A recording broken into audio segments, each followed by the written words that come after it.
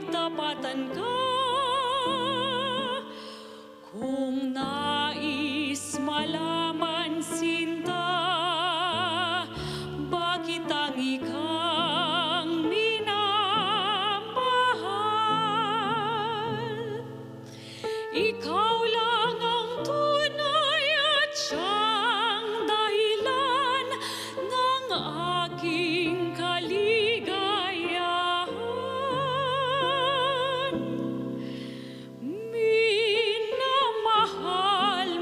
Minamahal kita.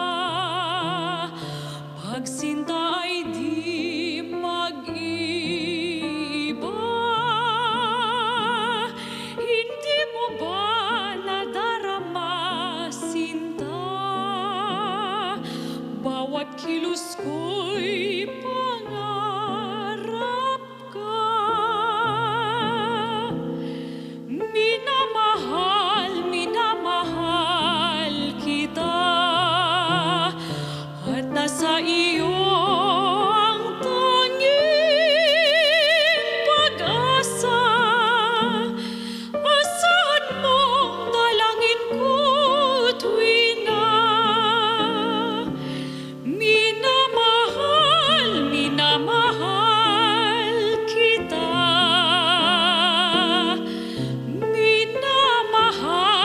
Minamahal kita.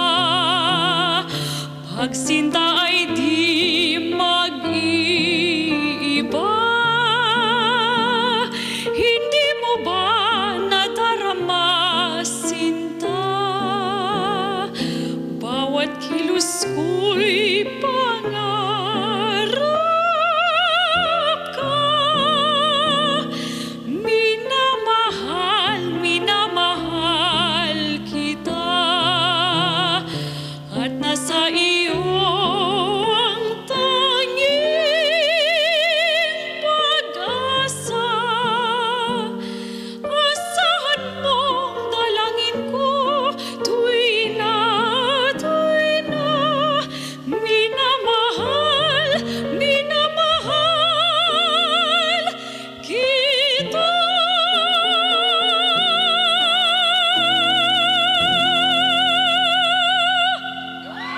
Yehey! Welcome sa ito ang tahanan, Miss Myra May Meneses. Ayan. Galing naman nun. Grabe Ganda ng umaga naman. po. Thank Pag you. kaya magsasabi sa'yo ng maning minamahal kita, ay naku. Naku, para akong nasa ulap na hindi mo alam. But, ay mamaya malalaman natin, paano natututunan ang ganyang boses? And sa panahon ngayon, gaano katanggap-tanggap sa mga millennials? Pero you look so young. How young are you? Bigla na yung intriga na. I'm 30 years old. Ay, Ay. 30. Hindi tayo nagkakalayo. Ay, nagkakalalayo.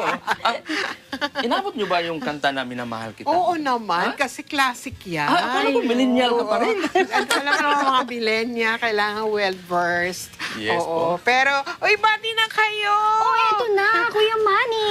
Uy, sa akong mga kahigalahan diha, yung mga palaging nanonood ng millennial ba o centennial? ito masiglang umaga at siyempre tumutok sa TV radio programs ng Net 25 Radyo Agila. Siyempre Lunes hanggang Biyernes 11 a.m. to 12 ng tanghali. At huwag kalimutan like, share, and subscribe. Ito ang Tahanan Facebook page at YouTube channel. Ito si Ronnie Herman, a.k.a. Money Pacute! Ayan, good morning, Luzon, Visayas, Mindanao, around the world. Ayan, sabi nga natin, marami tayong surprises. O, di ba? Surprises, ayan. At syempre, makakasama natin mamaya si Yes. Myra, ano ba? Myra May. Myra May. May. Ayan, Meneses. Marami tayong pag-uusapang patita. Yes, of course. Because culture is very rich now ngayong umaga sa ating pagtatanghal. And looking at her, ang ganda-gandang bata pala nito. no? Salamat po. Diba? Parang kasi pag sinabi mo yung mga oldies, Yan nga. ang bagets-bagets pala Ay, nito. mag-practice na rin ako Oo. ng Oo, kundiman. mamaya kanta tayo ha. Kaya hindi tayo papatalo. Kailangan magbigay tayo ng ating version. Anyways, welcome to Ito ang Tahanan. our viewers at nakikinig sa Radyo Agila. Huwag kayong aalis dahil magkakasama pa rin tayo dito sa Minamahal, Minamahal. Sundan niyo ako. Kita.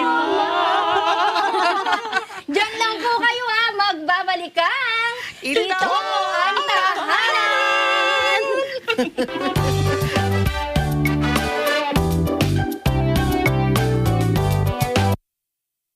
Add to cart, di ma.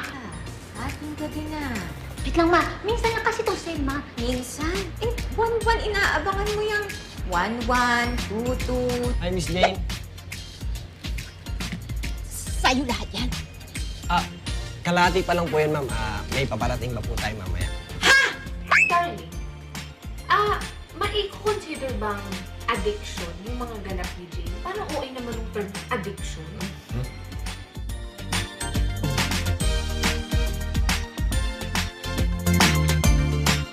Panalo tayo pag together, walang talo pag together. Let's stand together sa Net25.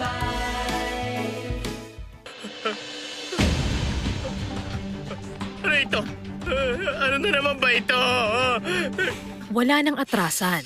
Lumabas na ang katotohanan. Ikaw! Kagagawa niyo ito ni Minho, no? Kumilos ka na tulad ng isang abogado. Hindi yung kanyan ka. Totoong labag sa batas. Ang mga pinaggagawa ninyo ng inyong papa. Ayaw talaga niyang tumigil. Determinado siyang sirain ang pamilya natin. Bakit narito ka sa kumpanya niya? Hindi kaya mayroon kang ibang dahilan, Minho?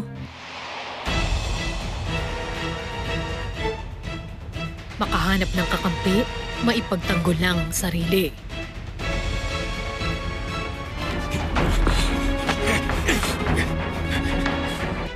Pag ako nagsalita, Minho, si Jiwoo mismo ang tatapos sa'yo.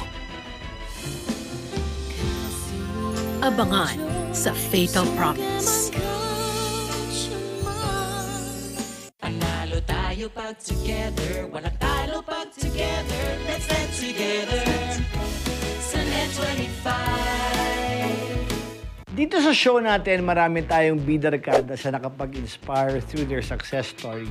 Bisitahin natin ang makulay na mundo ng rock couture na si John Jade Montecalvo. Naisip ko na maging resourceful sa mga materials na ginagamit ko since yung basahan nga po tsaka yung mga retaso lang yung meron ako. Naging malaking dagok sa kanya when she was diagnosed with cancer in 2020. Pakinggan natin ang inspiring story at advocacy ni Nelson Luis. Kapag may pinagdadaanan kang mabigat, we can choose to reframe our perspectives and focus on the positive.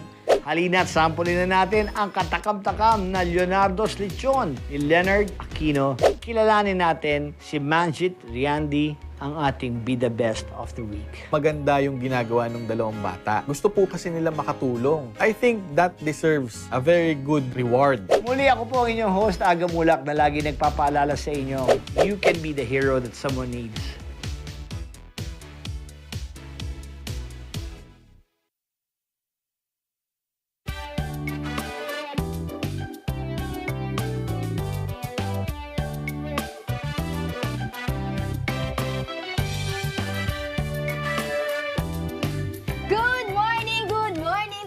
Sa mga panauhin natin. Oo nga. Gusto mo na naman akong pakantahin eh, no? Oo, meron pa akong LSS. Alam mo yun? Last Song Syndrome. Ay, Doon sa sa minamahal kita. Oo, minamahal.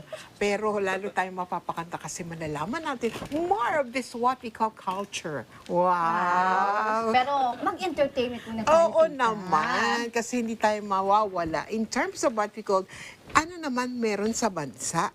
The wait is over para sa fans ng P-pop sensation na SB19 dahil sa inanunsyo na ng grupo ang kanilang upcoming world tour. Ulit, what's P-pop? P-pop? P-pop. Philippine. Kalimutan mo na naman eh. Pinay pop nga. Okay. Kala ko nakalimutan Kasi mo eh. titig mo sa akin, parang may pababanta. Ganun mga teacher, pwede ka nag-assignment. Titignan ka na masama. Ito na nga. Sabik na ang mga SB19 fandom para sa nalalapit na concert na sinimulan sa Manila ngayong September 17. Wow, malapit na. Magsisimula ang first leg ng kanilang concert na pinamagatang Where You At sa Pilipinas, kung saan papunta sila ng Cebu, Clark at Davao. Kala ko layo, Clark. Mga Bisaya, ha? Mag-andam-andam mo. Habang sa katapusan ng October ay lilipat sila papuntang Dubai at magtutuloy-tuloy na sa New York, Los Angeles at Singapore. Wow. Natatandaan na nitong September 2 ay nirelease ng grupo ang bago nilang single na Watch Out. Where you at? Na agad nag-trending sa 4th spot ng YouTube Music at nananatili bilang sa pinag-uusapang OPM sa bansa. Dito daw nag-first guest ang Oo. Nung nag-anniversary ang ating FM station, nandun din yata sila. Balad ang 1925, dito sila. Oo, di ba? P-pop. Gagawa rin akong group ng P. Ano naman po yun? P-pop. Ay, nako. Ayun na. Oy, medyo behave tayo. Okay. Kasi alam mo naman, pag sinabing culture, behave. Ang mga panyo, ganyan lang. Ang palakpak, paano? Ganyan lang. Hindi yung, ganun na. Okay pa bang upo ko, tita, ganito? Parang kailangan. Okay naman, Kuya Manny, ang ganyan ko po. Kasi pang-cultural to no? Dahil we are enriching our country in terms of music and a lot of things about culture. Narito mapalad tayo na makasama the President of si Sir Martin Lopez. Friends for Cultural Concerns of the Philippines. Yes, good morning, sir. Good morning to everyone. Good morning to your viewers. Thanks for having us. Parang naiba yung kanyang nasa laulan natin. Pwede rin ba magandang umaga po? Magandang umaga sa inyo. Kasi parang feel na feel ko yung yung cultural kapag yung maayong buntag sa tanan. May ganon. Bisaya. At syempre, sir, kasama nyo ang isang natatangi nating artists na narinig naman natin kanina, talagang mapagmamalaki. And when you hear her voice, Pilipina yan. Wow. So please do the honors to introduce your singer. Our singer. Yes, our wonderful singer is Miss Myra May Meneses. Yes. Magandang umaga po sa inyong lahat. Good morning. Oo, nahihiya ako kasi ang hinhin niyo. Kailangan medyo behave tayo. Para akong nasa unang panahon, Maria Clara. Ikaw ba si Basilio? Parang anayo kasi si Manny ang Basilio. Oo nga. Why is... I may say that one of the roles she portrayed before is in the opera Noli Me Tangere, and her role was Maria Clara. Kaya pala, yung resemblance niya. Ako mamaya, kukulitin natin si Meneses. Ang ganda ng pangalan. Sir, tell us more about your organization. The Friends for Cultural Concerns of the Philippines, or FCCP, used to be the Friends for the Cultural Center of the Philippines nung itinatag yung organization 43 years ago. Wow! Tagal na nga. And then, we felt na after a couple of decades, it was important to also help other cultural concerns of the Philippines. Kaya naging Friends of the Cultural Concerns of the Philippines yung organization. So lumawak siya ng lumawak. Yes. And we support not just the Cultural Center of the Philippines or the National Museum of the Philippines, but we also support currently 26 scholars who are studying their undergraduate or graduate studies in the visual or performing arts in Philippine schools and also abroad. Wow! So, ang lawak na pala, no? Hindi natin basta mamemenos. Ay, yun lang ang pinag-aaralan niya. But this is something na talagang magpapakita ng heritage ng Pilipinas. Yes. Yes. And we also support different institutions, like most recently yung Casa San Miguel, which is a school that teaches music, particularly yung violin, to the children of farmers and fishermen sa may Zambales. It's run by very famous violinist si Alfonso Coke Balipata, and he was our recent recipient of a grant from the FCCP also. Alam mo mga Filipino, pag sinabing culture, parang may kimi sila. Medyo nangingimi kasi parang ang hinhin. Hindi naman na kailangan maging hinhin sa pag-usap o sa pag-isip ng kultura. Because culture is actually alive. It is all of us put together. It's how we think, how we dress, our music, our dances, our theater. Hindi lang makaluma, but we also appreciate what is part of our older heritage because that makes us also, that completes our identity. Yeah. Ay, naalala ko, nag-aaral kami, no? What is culture? Ganyan. It's a way of life. Tama ba ako, sir? Naalala ko sa aming sociology, mga social science. Pero, di ba, sir, pero ngayon, we're in the new decade na, generation. Paano natin, hindi ka ba mahirapan na pagsamasamahin to the culture and the outlook ng mga bagong, sibol na kabataan? Yung kailangan kasi is exposure. So we need to work, let's say, with educational organizations, other cultural organizations, to make our culture part of their curriculum. When they are more aware of it, then they become more appreciative. And then they also become then the future audiences, they become the future sponsors, so that what we're doing, we're promoting a different kind of culture, continues from generation to generation. It is something that is fun, even in terms of watching a performance or being engaged and actually performing can be so much fun. So it's a different take to P-pop. We appreciate what they're doing. But there are also other Pinoy groups, but they are focused naman on mga classical music, on classical dances and theater. So there are lots of ways to talk about culture. It can be high culture, it can be everyday culture, but it's still something that we have to be aware of and appreciative of. Ayun. So, huwag kayo mangingimi, ha? Pag sinabi, tara, punta tayo sa Cultural Center of the Philippines. Ay, social doon. Hindi. Kasi part ng life natin ang culture. And culture is for everyone. Yes. Even the Cultural Center of the Philippines is for everyone. Kala nyo kasi mga nakasaya lang. Kasi nga, tita, di ba, dahil nga marami, ngayon is millennial, pag sinabi ng culture o cultural, boring, di ba? Ay, oo nga, Far from boring. That's the farthest. Hindi siya boring at all. Yun. And it's not just for the millennials, but also now for the Gen Z. Yun. So we're really trying to reach out to the different generations to be aware that there are other forms of culture beyond what is normally seen in the media. Kaya thank you for this opportunity for us to be able to talk about this other kind of culture. Yeah. Sige, pag-usapan natin. Ano ba yung tinatawag na hard and soft culture? Kasi may modern at classic. Yes.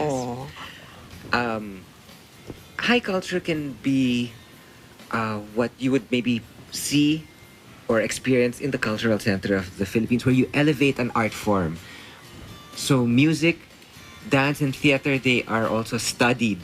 So to be a singer like Myra May, singing in an operatic voice, she has a beautiful soprano voice, which has been developed over years of study, not just here in the Philippines, but also abroad, with really the finest teachers possible here and overseas. Ay, naku, may tanong si Manny, naririnig ko, sir. Ito, may tanong po ako, narinig ko yung abroad, no? Bago kayo pumunta ng abroad, kailangan bang ikutin nyo muna ang mga nandito sa Pilipinas para ma-reach at malaman talaga kung ano yung tunay na yung kultura, halimbawa sa bandang Mindanao. Pinupuntahan nyo po ba yung Mindanao at nakikita nyo yung mga kasuotan nila? For some of the work that we do, yes. Actually, for the dances to be accurate and considered true to its form, yes. We've had We learn from teachers who have gone to different parts of the country to learn not just the dances but the music and yung kasuotan nila. Tama ba yung mga costumes na ginagamit namin ngayon? That's fine. It's also part of helping this part of culture extend until today so that our performances are accurate. Para maging realistic. May tanong ko kay ma'am, ang ganda-ganda ng boses na. Hanggang ngayon, starstruck ako talaga na. May LSS pa rin. Oo, ganun. Yung bang, paano mo natuklasan na you belong to that range? To the soprano range. So before po kasi, na-expose na po talaga ako sa classical singing. Sa classical music talaga. And then later on, dahil mahilig po ako sumali sa choir, ganyan, nag-voice lessons na po ako. And then that's when I started to discover that I didn't know na meron akong ganong gift na pwede ko siyang i-explore because before I was a violinist and a pianist. So, na-expose na ako dun sa ganung music. And then, nung na-realize ko, okay, I like this style of singing and parang mas doon komportable yung boses ko. Yes. Kasi tayo, P-pop no? Kaya, itatanong ko kay Miss Mayra May, kung inaaralin ba yung pagiging mahinhin? Gano'n? Hindi po ako mahinhin. Alam mo, likas na yun. Hindi po. Siguro depende po sa role.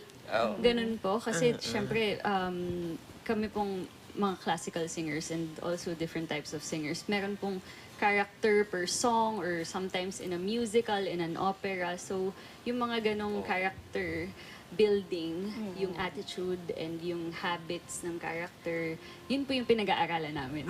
Pero Miss Myra, ilang taon ka nung mag-start na kumanta ng kundiman?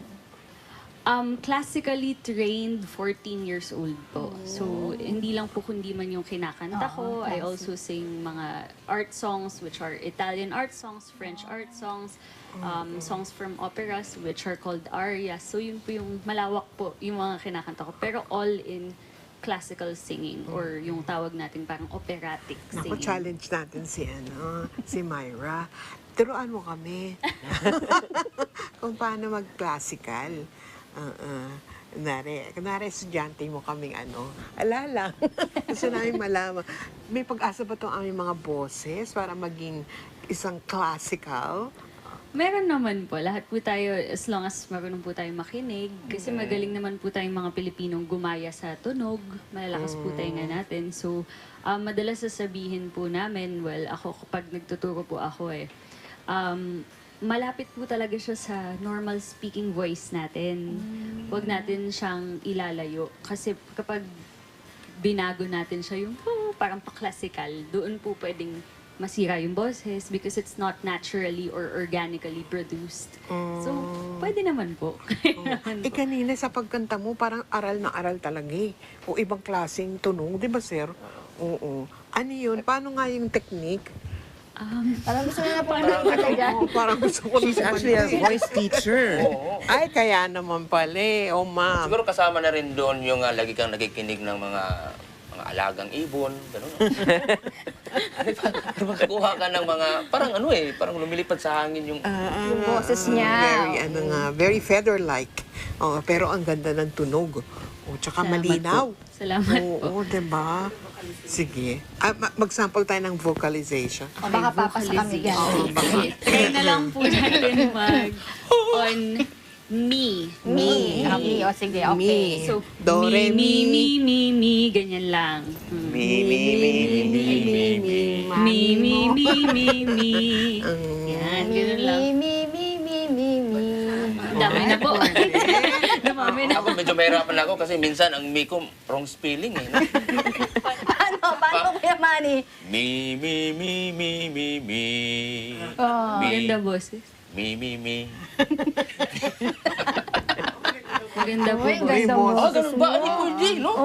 Naku. Para siyang bariton. Diba? Para sa'yo, ang laban na to. Kasi siya si Manny Pacquiao, look-alike, diba? So may pag-asa naman. Lahat ay may pag-asa. Oo. Pero sabi mo nga dapat doon sa timbre mo. Kasi pag hindi, ay masisira ang boses. Oo. Kung paano po tayo ginawa na kung malalim pa po boses ko, then iba po yung range ko. I could be a mezzo-soprano kung mas malaki pa po yung tunog ko. Pero dahil ito po yung structure ng boses ko, ng katawan ko, yun po yung naturally soprano po ako. So, depende po talaga yun sa binigay sa atin na. Oo. Sa katawan ni Tita Moody, ano siya? Parang alto, no? Ay, si Tita, feeling ko soprano din po kay Tita, pero malaking soprano na. Malaki lang katawan ko, pero Okay yan. Kasi malaki boses ni Tita eh. So, Actually, my voice is not big. It's only me. Umalit kaya boses ko. Pinoproject ko lang, in speech. When you talk, you have to make use of your diaphragm para mag-project. Oh, di ba, sir? Oh, tuloy natin ang leksyon. Malaking tulong din yung minsan na nakikinig ka o nanonood ng mga sinaunang mga awitin, ano? Yung mga katulad nila ni... Sino ba yung mga sinauna noon? Sila Silvia La Torre. Conchimo Rosario. Linan ko yun. Oo. Sino pa? Yung inabot niyo po. Kakainis ko na. Yun po. Yung ano lang, medyo nadaanan. Nadaanan. Miss Fides Cuyugan, yan. Yung bagong national artist for music. Ang galing. Oo. Sino pa? Sige.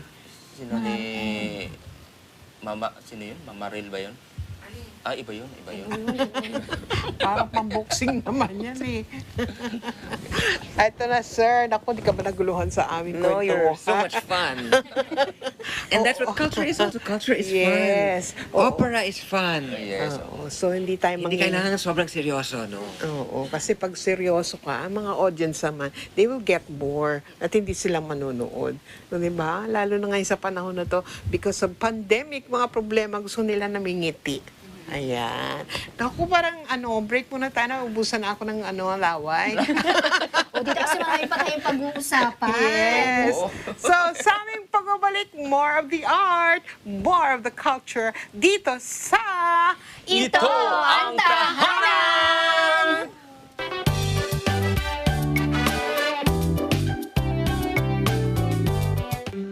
Alam namin ang iyong pagsisikap. Dama namin ang iyong mga sakripisyo. Kita namin ang pagharap mo sa bawat pagsubok. Kaya sa kabila ng mga hamon ng buhay, nandito kami para umalalay. Kasi katulad mo, gusto rin namin ang magandang bukas para sa kanya. Hatid namin ang dekalidad na edukasyon at makabagong pasilidad sa abot kayang halaga. Kaya huwag ka na mangamba. Sasamahan ka namin tuparin ang mga pangarap niya.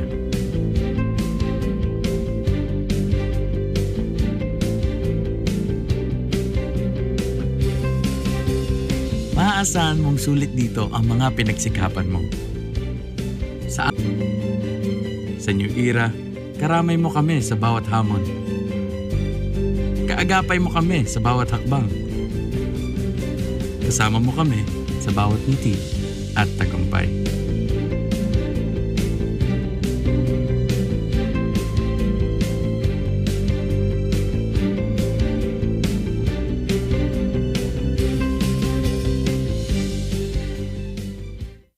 Add to cart, di ma. Ating gabi na.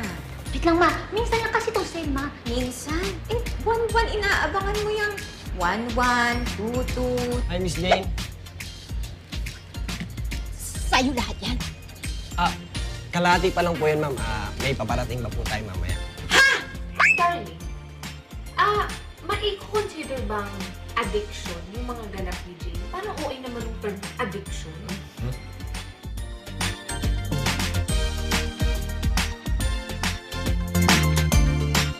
Panalo tayo pag together, walang talo pag together. Let's stand together sa Net 25.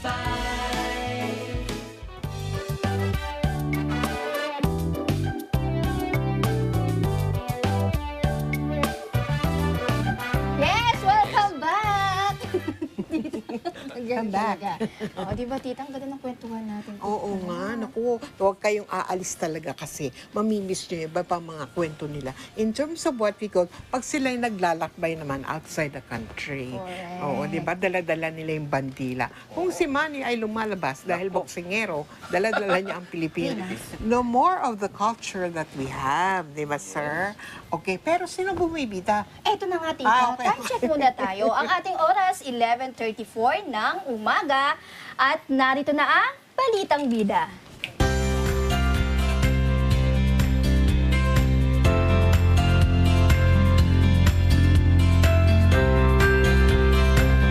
Bilang isang millennial, paano mo mapapanatiling buhay ang ating wika?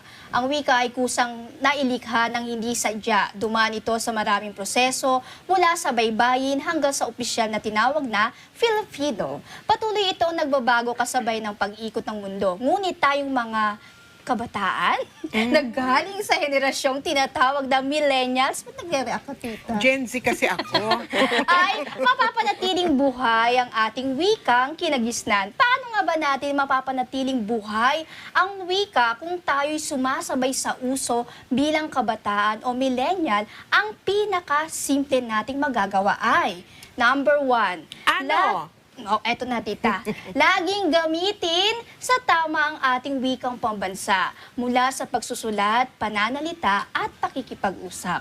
Palawakin natin ang ating mga kaalaman patungkol rito nang sa gayon ay mas maunawaan natin kung paano gagamitin ang bawat salita at nang maibahagi natin ang ating kaalaman sa iba pang nais matuto.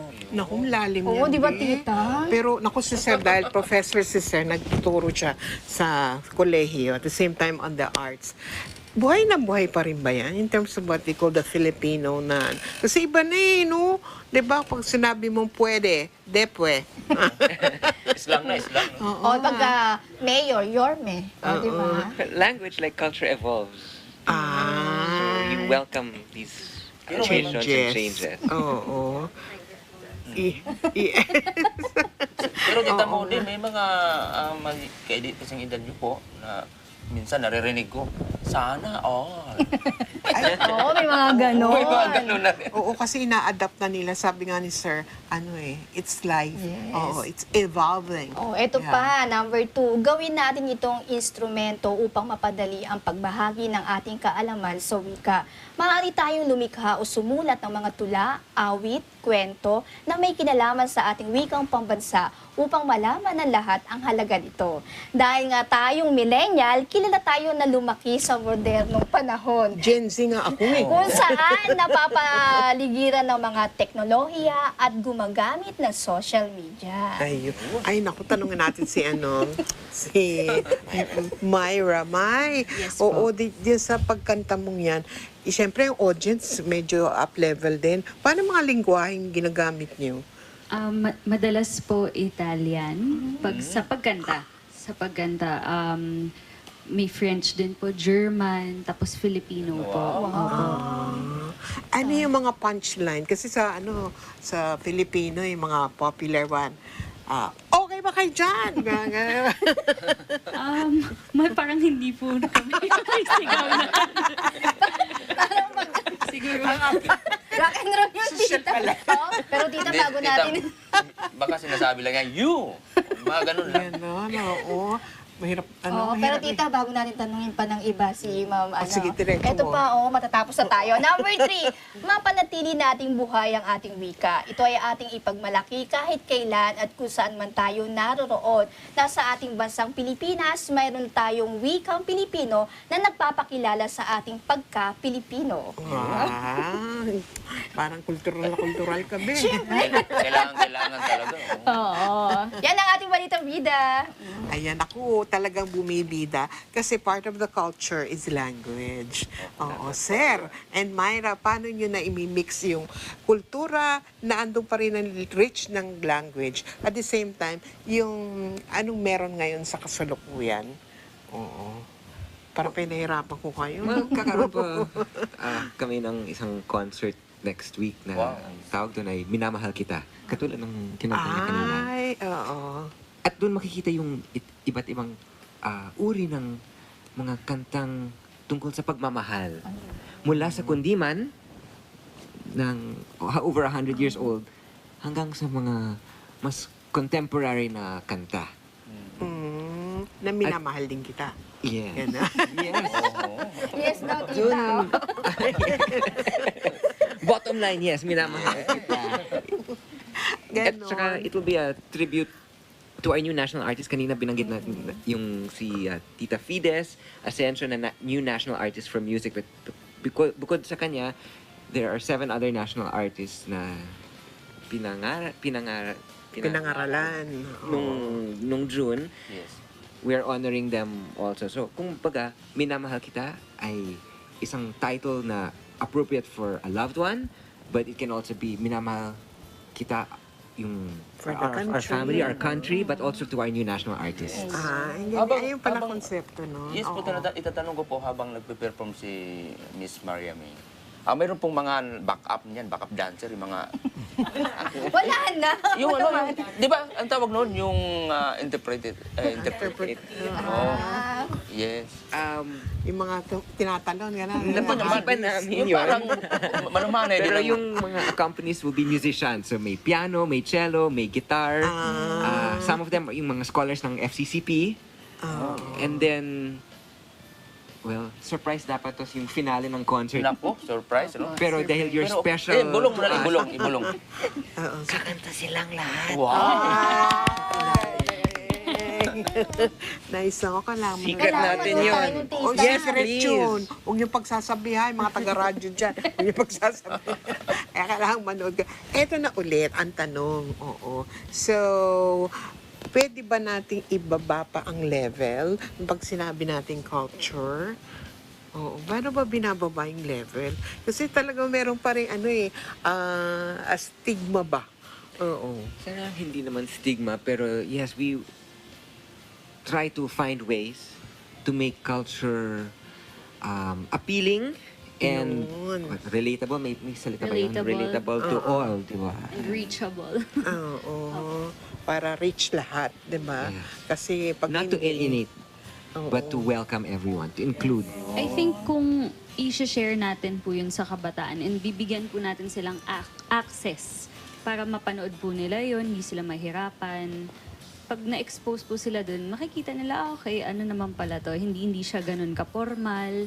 Kasi yung kwento po noon, yung mga marites natin noon, nadadala din natin yun ngayon eh. Opo. Like yung mga simpleng nabasag ang banga na kanta. So pag narinig nila yun, ano ba yun? And then when they read the text and the subtext, ano yung kwento behind that song, nakakatawa talaga siya. So pag na-expose natin sila sa ganun, I think talagang maiintindihan nila, ano pala yun? Nakakatawa pala yun, may chika. Ganon.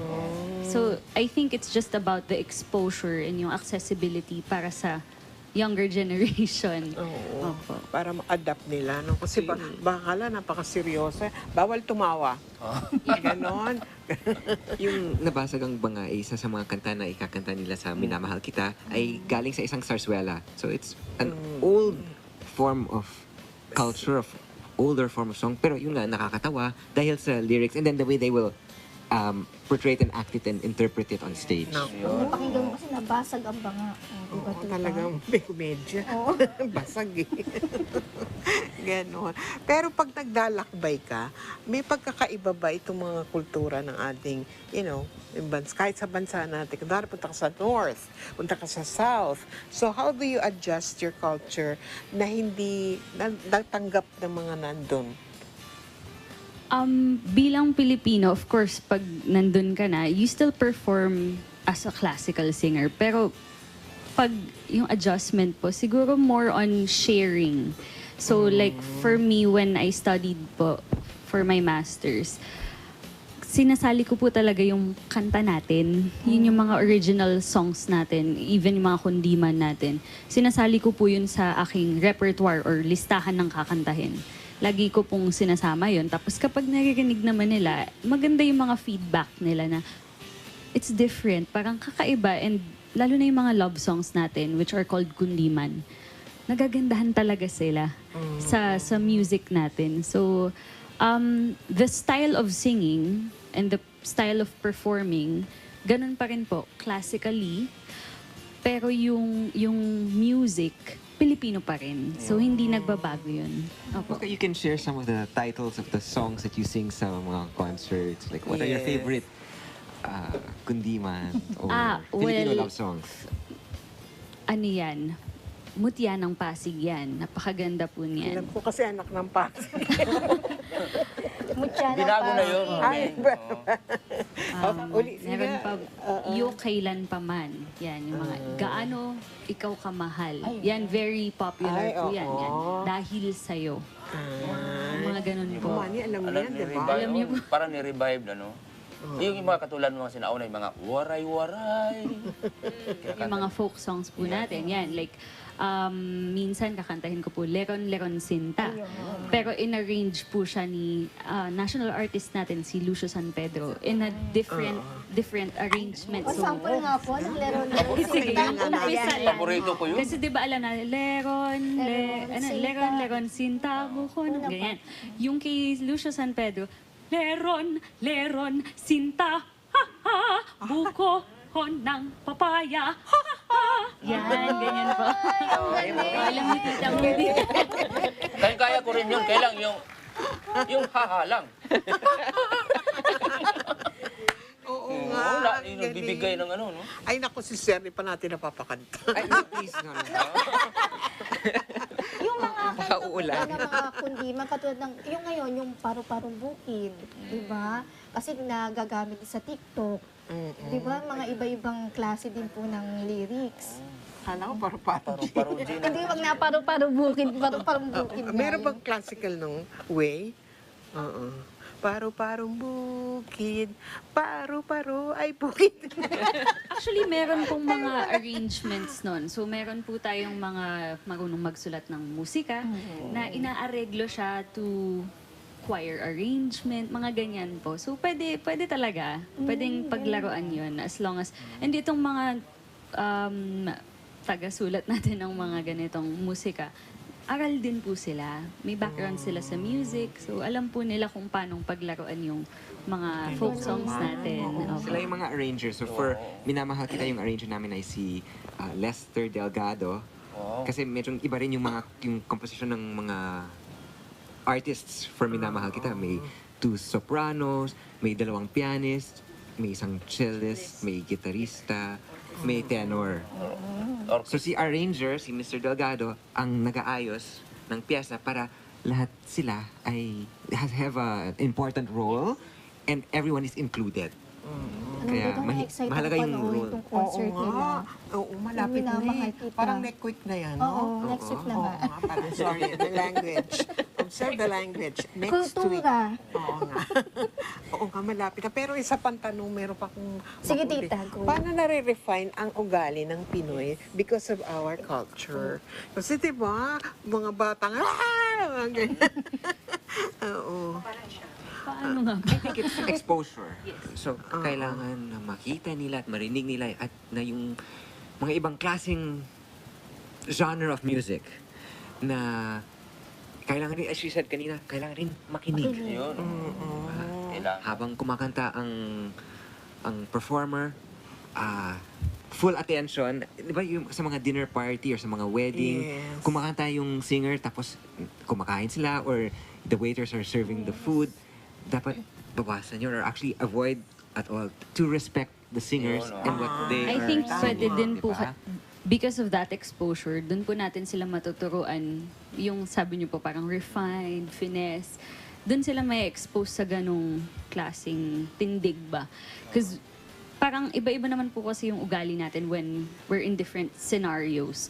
So kapag naharap na nila yung ganong scenario that they have to be in a kind of like a proper, not formal, but at least proper man lang na situation na they have to listen.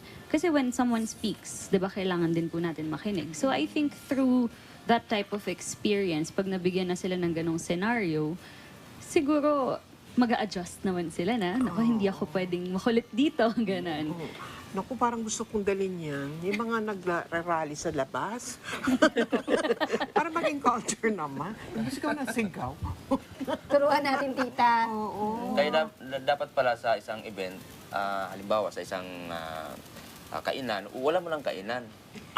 Ano muna? Pagkatapos na lang. Pagkatapos, makinig muna. Oo nga, nawawala yung Pero doon lang, iniisip yung lasa ng mga...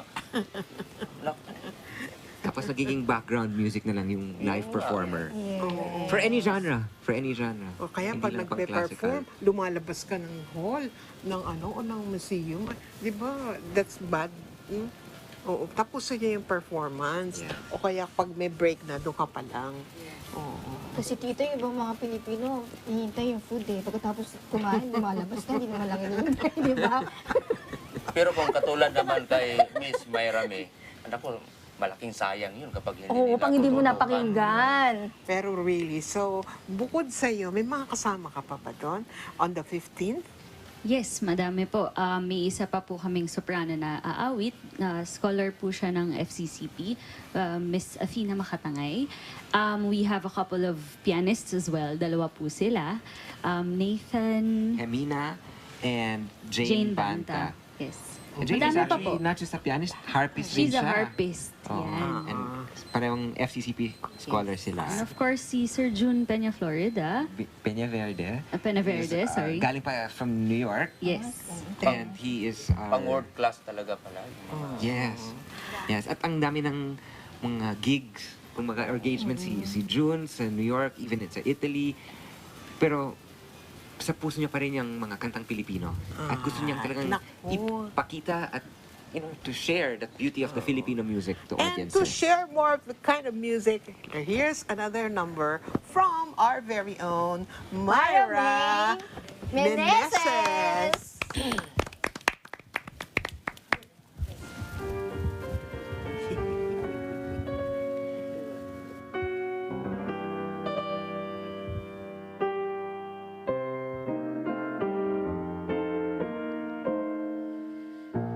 Lagi kitang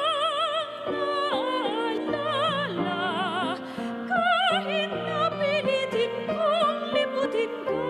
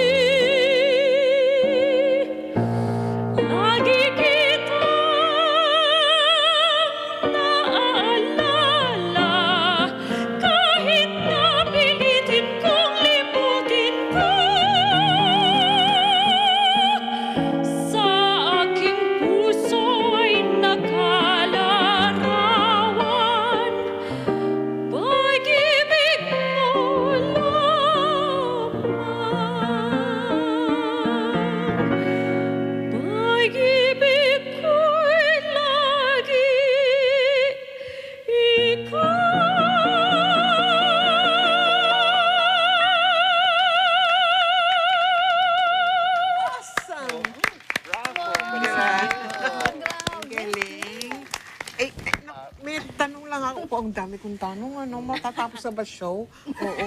Sige, tatanong pa tayo. Meron Oo. pa. Yung style ng ganyan, di ba nakamalat yan? Hindi, no? Parang very natural. Yun po, hindi po siya nakakamalat and hindi po dapat siya nakakamalat. Kasi kung tama po yung technique natin, yung gamit natin ng boses, yung organic na paggamit natin ng boses, it should be natural and it should not hurt our voice. Kaya po nakakatagal ang mga operatic singers, classical singers natin sa stage ng walang mics actually. Madalas po kami kumakanta walang mics. Kung napansin mo nga, di ba, nilayo nga niya yung... Ay, paano yung expression? Oo. Dapat po alam namin kung ano yung ibig sabihin ng kinakanta namin or kung ano yung gusto naming sabihin through the song and the music. And lalabas dapat yung expression sa mukha. Regardless of the language, so, kung Tagalog, kung Ilonggo, kung Bisaya, kung Italian, dapat siyempre alam nila yung bawat meaning ng Kaya tita, yung binibigkas kanina ni Ma'am Myra, yung lagi kitang naaalala, talagang makakaramdam Naalala ko tuloy yung lumipas ko. Lumipas na nagatingin. Ako may naalala ako Kasama ko, gano'n. Pero ito dapat nilang maalala because it's on the September 15 na siya. Please do the honors to invite our listeners. We would like to invite you all to our concert next week, September 15. It's called Minamahal Kita sa Main Theater Lobby ng Cultural Center of the Philippines. And then we have a part 2 sa September 17 sa FEU Auditorium. And that will be at 4:30. You can check the Facebook pages of these two organizations, the Friends for Cultural Concerns of the Philippines and the Far Eastern University Center for the Arts. Galing. Yung performance in FU is actually a free performance, while the performance in the CCP is ticketed as a fundraiser for the FCCP Scholarship Program. Ay, ang galing. Kaya manood ka, pang ano pala ito eh, for benefit. Si Miss Myra naman. Ay, oo nga, yes, May. Yes, so I will be performing with the other artists po on September 15 at 6 o'clock ang start po ng music program. But please be there earlier sa Cultural Center of the Philippines para pwede po kayong lumibot at tignan niyo po yung exhibit. And on September 17, sa FEU Auditorium po yan at 4:30 in the afternoon, meron po tayong mini exhibit and also the concert itself. Tsaka yung exhibit na yun is an exhibit of some of the dresses of our new national artist for fashion and design, si Salvacion Lim Higgins. Wow, talaga na makakataas ng level ang ating mga cultural awareness. Ay, pero isa na lang tanong talaga. Kasi ito ang tahanan. Ito ba ang ating gawin na tong culture? Yung mga parents ba dapat i-aware ang ating mga kabataan for another kind of music? Oo. Yes, definitely po. Maganda po sana if we can share this type of art. Not just music, pati po yung mga pinanggalingan ng art ngayon. Kasi doon po natin nakuha yun eh. Yung may influence po yun. Maaring hindi pa po alam ng mga kabataan ngayon kung saan nanggaling yung influence ng pagiging artistic nila dahil napaka-artistic ng mga Pilipino. And maganda kung makikita nila yung mga pinanggalingan kung saan nagsimula ang pagiging artistic nating mga Pilipino and baka meron silang matutunan doon at maidala nila sa klase ng art na ginagawa nila ngayon. Opo. At malaki talaga yung impluwensya ng pamilya, ng magulang sa anong pinakikinggan ng mga bata sa bahay. So, I grew up listening to mga kundiman at mga classical music dahil lumaki ako kasama ng lolo at lola. But you said you grew up also listening to it sa bahay, di ba? So the parents have Kaya nung tinanong ni Manny, naabutan mo yan, tita? Oo naman narinig din sa mga masyonda. Oo. But anyways, we're so enriched this morning and of course extended yan when we watch that September 15, Minamahal Kita.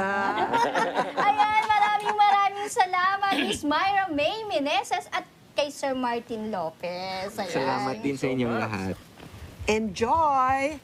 We'll be right back. No. No more na.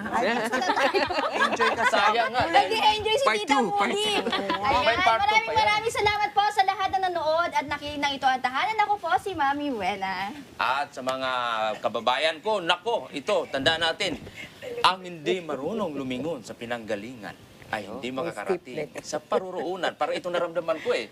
Gusto kong lumingon yun para masubaybayan ko. At para sa sunod muli, ito si Ronnie Herman, a.k.a. Manny Pacquiao! Kala ko, ang di marunong tumingin sa pinanggalingan, may stiff neck. So, enjoy every moment dito sa ating tahanan. At syempre, wag kakaligtaan ng radyo. Dahil yan, mabibitbit nyo kahit sa Radyo Agila at sa Net 25. Till tomorrow, dito sa Ito ang Tahanan!